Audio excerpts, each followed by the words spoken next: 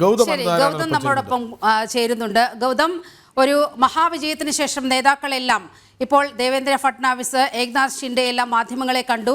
മന്ത്രിസഭാ രൂപീകരണം അടക്കമുള്ള വിഷയങ്ങളിലേക്ക് മഹാരാഷ്ട്ര കടക്കുകയാണ്. പ്രധാനമന്ത്രി നരേന്ദ്രമോദി 7 മണിക്ക് പ്രവർത്തകരെ BJP ആസ്ഥാനത്ത് അഭിസംബോധന ചെയ്യും എന്നതടക്കമുള്ള വിവരങ്ങൾ പുറത്തുവരികയാണ്. അവിടെ എന്തെല്ലാം തിരക്കിട്ട നീക്കങ്ങളാണ് മഹാരാഷ്ട്ര കേന്ദ്രീകരിച്ച് നടക്കുന്നത്?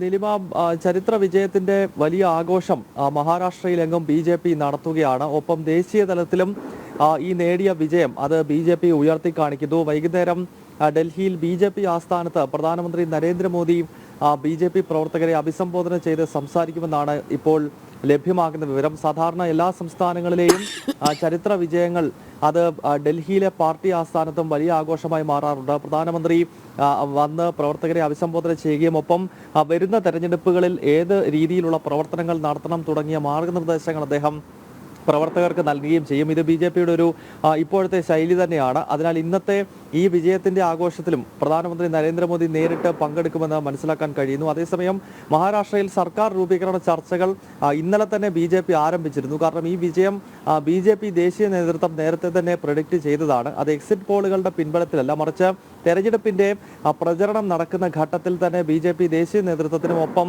സംസ്ഥാന ഘടകത്തിനും ഒരു തുടർഭരണം എന്നതിലുപരി ചരിത്രത്തിൽ തന്നെ ഏറ്റവും മികച്ച പ്രകടനം മഹാരാഷ്ട്രയിൽ കാഴ്ചവെക്കാൻ കഴിയുമെന്ന ഉത്തമമായ ബോധ്യം BJPക്ക് ഉണ്ടായിരുന്നു. അതിനാൽ സർക്കാർ രൂപീകരണ ചർച്ചകൾ കഴിഞ്ഞ ദിവസം തന്നെ നടന്നു. നമുക്ക് ലഭ്യമാകുന്ന വിവരം മുഖ്യമന്ത്രി സ്ഥാനം BJP ഏറ്റെടുക്കും എന്നുള്ളതാണ്. കാരണം ചില രാഷ്ട്രീയ മര്യാദയുടെ അടിസ്ഥാനത്തിലാണ് ശിവസേനയ്ക്ക് 2.5 വർഷക്കാലം മുഖ്യമന്ത്രി പദവി BJP വിട്ടു നൽകിയത്. കഴിഞ്ഞ തെരഞ്ഞെടുപ്പിലും ഈ തെരഞ്ഞെടുപ്പിലും 2014-ലും ഏറ്റവും വലിയ കക്ഷി BJP തന്നെയാണ്. അതിനാൽ ഈ തവണ BJP മുഖ്യമന്ത്രി സ്ഥാനം തിരിച്ചു എടുക്കും എന്ന് തന്നെ ലഭ്യമാകുന്നു.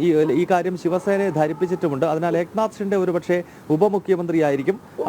ദേവേന്ദ്ര ഫട്നാവിസ് ആകും മുഖ്യമന്ത്രി സ്ഥാനത്തേക്ക് എത്തുക. ഇത് സംബന്ധിച്ചുള്ള ചർച്ചകളാണ് ഇപ്പോൾ മഹാരാഷ്ട്ര കേന്ദ്രീകരിച്ചുകൊണ്ട് നടക്കുന്നത്. മുംബൈയിലാണ് ഈ ചർച്ചകൾ നടന്നുകൊണ്ടിരിക്കുന്നത്. അതേസമയം വൈകുന്നേരം പ്രധാനമന്ത്രി ദീൻദയാൽ മാർഗിലെ പാർട്ടി ആസ്ഥാനത്തെത്തി പ്രവർത്തകരെ അഭിസംബോധന ചെയ്യുമെന്നും ലഭ്യമാകുന്ന വിവരമുണ്ട്. രണ്ട് കാര്യങ്ങൾ. ഒന്ന്, ഭരണം താൻ തൽക്കാലത്തേക്ക് ഭരിക്കുന്നില്ല, പകരം രാഷ്ട്രീയ മര്യാദ പരിഗണിച്ച് ഷിൻഡെക്ക് വേണ്ടി വഴിമാറിക്കൊടുക്കുന്നു ദേവേന്ദ്ര ഫട്നാവിസ്. ഒരു വശത്ത് മുഖ്യമന്ത്രി പദത്തിൽ നിന്ന് ഇറങ്ങി വന്ന് BJPയുടെ രാഷ്ട്രീയ തന്ത്രങ്ങൾക്ക് RSSന്റെ പിന്തുണയോടെ ശക്തമായ നേതൃത്വം കൊടുത്ത ദേവേന്ദ്ര ഫട്നാവിസ്, മറുവശത്ത് കർഷകരെയും യുവാക്കളെയും സ്ത്രീകളെയും സമസ്ത വിഭാഗങ്ങളെയും, അത് പറയാൻ കാരണം തെരഞ്ഞെടുപ്പ് പ്രഖ്യാപനത്തിന് മുൻപ് വലിയൊരു ബോണസ് പ്രഖ്യാപനം ഉണ്ടായിരുന്നു. ഈ താഴെത്തട്ടിലുള്ള ജീവനക്കാർ, അംഗൻവാടി ടീച്ചർമാർ, പിന്നെ ആശാ വർക്കർമാർ, ഇവർക്കൊക്കെ 3000-ലധികം രൂപ നൽകിക്കൊണ്ടുള്ള ഒരു പ്രഖ്യാപനം ഉണ്ടായിരുന്നു. മാത്രമല്ല പരുത്തി, സോയാബീൻ കർഷകർക്ക് കൊണ്ടുവന്ന സമീപകാല പദ്ധതികൾ, കർഷകരെ ചേർത്തു പിടിക്കാൻ നടത്തിയ മറ്റു ശ്രമങ്ങൾ, യുവാക്കൾക്കൊപ്പം സ്ത്രീകൾക്കൊപ്പം നിന്നത്, ഇതൊക്കെയും മുന്നോട്ട് വെച്ച ഏക്നാഥ് ഷിൻഡെയുടെ ഭരണതന്ത്രം, ഒരു വശത്ത് ദേവേന്ദ്ര ഫട്നാവിസിൻ്റെ രാഷ്ട്രീയ തന്ത്രം, മറുവശത്ത് ഷിൻഡെയുടെ ഭരണതന്ത്രം, ഇത് രണ്ടുമല്ലേ ഈ വലിയ വിജയത്തിന് പിന്നിൽ?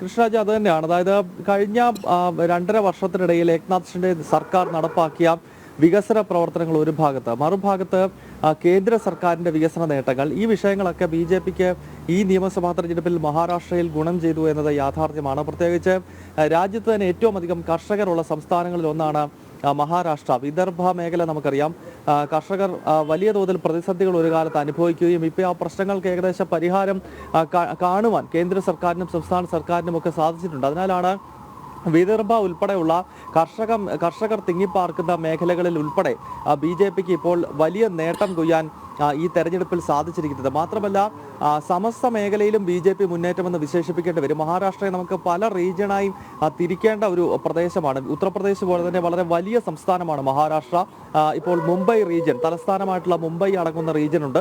അതോടൊപ്പം തന്നെ താനെ കൊങ്കൺ റീജിയൻ ഉണ്ട്. അതുകൂടാതെ തന്നെ വിദർഭ, നോർത്ത് മഹാരാഷ്ട്ര, സൗത്ത് മഹാരാഷ്ട്ര, അതോടൊപ്പം തന്നെ വിദർഭ അടങ്ങുന്ന ബെൽറ്റ് നേരത്തെ സൂചിപ്പിച്ചിരുന്നു.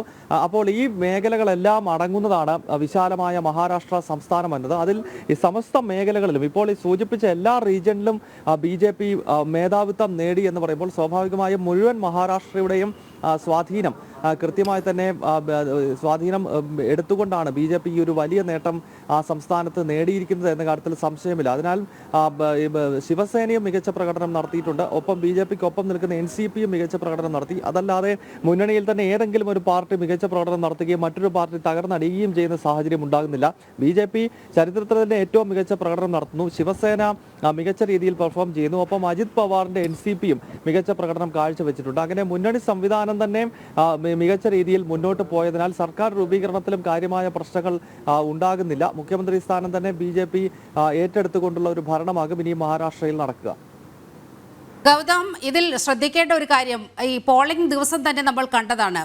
റെക്കോർഡ് പോളിംഗ് ആണ് അന്ന് രേഖപ്പെടുത്തിയത്. ഏറ്റവും കൂടുതൽ സ്ത്രീകൾ വോട്ട് ചെയ്യാൻ വരുന്ന ഒരു കാഴ്ച നമ്മൾ മറാത്ത ഭൂമിയിൽ കണ്ടു. അവിടെ ലഡ്കി ബാഹിനി എന്ന് പറയുന്ന ഒരു വലിയ പദ്ധതിയുണ്ട്. സ്ത്രീകളുടെ അക്കൗണ്ടിലേക്ക് 1500 രൂപ പ്രതിദിനം എത്തിക്കുന്ന ഒരു വലിയ പദ്ധതിയുണ്ട്. ആ പദ്ധതി വൻതോതിൽ ഒരു ഫ്ലാഗ്ഷിപ്പ് പ്രോഗ്രാം പോലെ ഈ മറാത്ത മണ്ണിൽ ആഞ്ഞടിക്കുകയും അത് വലിയൊരു വിജയത്തിന്, ഈ NDAയുടെ വലിയൊരു വിജയത്തിന്, മഹായുതിയുടെ വലിയൊരു വിജയത്തിന് പ്രേരകമായി എന്നുള്ള വിലയിരുത്തലുകളും വരുന്നുണ്ട്.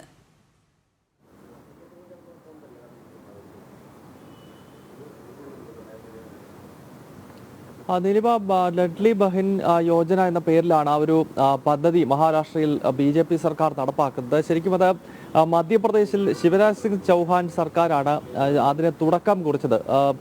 സാമ്പത്തികമായി പിന്നോക്കം നിൽക്കുന്ന സ്ത്രീകൾക്ക് ഒരു സാമ്പത്തിക സഹായം എല്ലാ മാസവും കൊടുക്കുക എന്ന രീതിയിൽ മധ്യപ്രദേശിലെ മുൻ BJP സർക്കാർ, ഇപ്പോഴും മധ്യപ്രദേശിൽ BJP സർക്കാരാണെങ്കിൽ പോലും ഇതിന് മുൻപ് അധികാരത്തിലിരുന്ന ശിവരാജ് സിംഗ് ചൗഹാന്റെ ഇപ്പോഴത്തെ കേന്ദ്ര കൃഷി മന്ത്രിയുടെ നേതൃത്വത്തിൽ മധ്യപ്രദേശിൽ BJP ഭരിക്കുന്ന ഘട്ടത്തിലാണ് ഇത്തരത്തിൽ സാമ്പത്തികമായി പിന്നോക്കം നിൽക്കുന്ന വനിതകൾക്ക് ഒരു പ്രോത്സാഹനം എന്ന രീതിയിൽ അവർക്ക് പ്രതിമാസം 1500 രൂപ കൊടുക്കാൻ തീരുമാനിച്ചിരുന്നു. ആ പദ്ധതി മധ്യപ്രദേശിൽ വലിയ തോതിൽ ജനകീയ പിന്തുണ നേടുകയും മുഖ്യമന്ത്രിക്ക് വലിയ കയ്യടി നേടിക്കൊടുക്കുകയും ഒക്കെ ചെയ്ത പദ്ധതിയാണ്. അതിന്റെ ഒരു ആവർത്തനമാണ് ഏക്നാഥ് ഷിൻഡെയുടെ നേതൃത്വത്തിൽ മഹാരാഷ്ട്രയിലെ സർക്കാരും ഇപ്പോൾ തുടങ്ങിയത്. തീർച്ചയായിട്ടും നിലിമ സൂചിപ്പിച്ചതുപോലെ സ്ത്രീകളുടെ വോട്ടുകൾ BJP പാളയത്തിലേക്ക് എത്തുന്നതിൽ ഒരു പ്രധാനപ്പെട്ട ഘടകമായി ആ പദ്ധതി. അതോടൊപ്പം തന്നെ നമുക്കറിയാം മറ്റ് ക്ഷേമ പദ്ധതികൾ, അതിൽ കേന്ദ്ര സർക്കാർ നടപ്പാക്കുന്ന ആയുഷ്മാൻ ഭാരത് പോലെയുള്ള ആരോഗ്യ പദ്ധതികൾ, കിസാൻ സമ്മാൻ നിധി പ്രതിവർഷം 6000 രൂപ വെച്ച് കർഷകർക്ക് നൽകുന്ന പദ്ധതി, അതോടൊപ്പം തന്നെ ഈ ശുദ്ധജല വിതരണവുമായി ബന്ധപ്പെട്ട്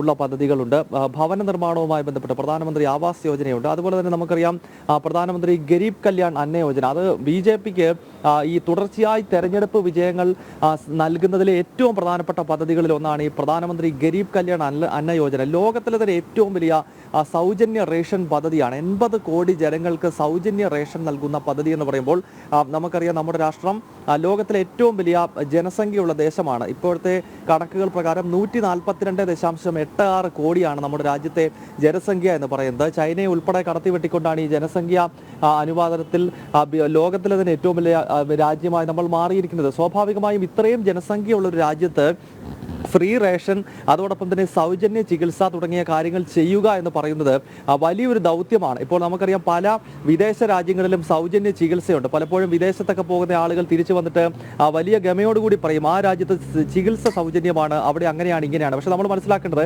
അവിടെ സൗജന്യ ചികിത്സ കൊടുക്കാം, അവിടെ കേവലം 4 കോടി ജനങ്ങളേ ഉള്ളൂ. ഇപ്പോൾ കാനഡയിൽ പലപ്പോഴും ചികിത്സ സൗജന്യമാണെന്ന് പറയാറുണ്ട്. കാനഡയിലെ ജനസംഖ്യ എന്ന് പറയുന്നത് കേവലം 4 കോടി ജനങ്ങളാണ്. അതായത് നമ്മുടെ കേരളത്തിലുള്ളത്രയും ജനങ്ങൾ മാത്രമേ കാനഡ എന്ന് പറയുന്ന മുഴുവൻ ദേശത്തുമുള്ളൂ.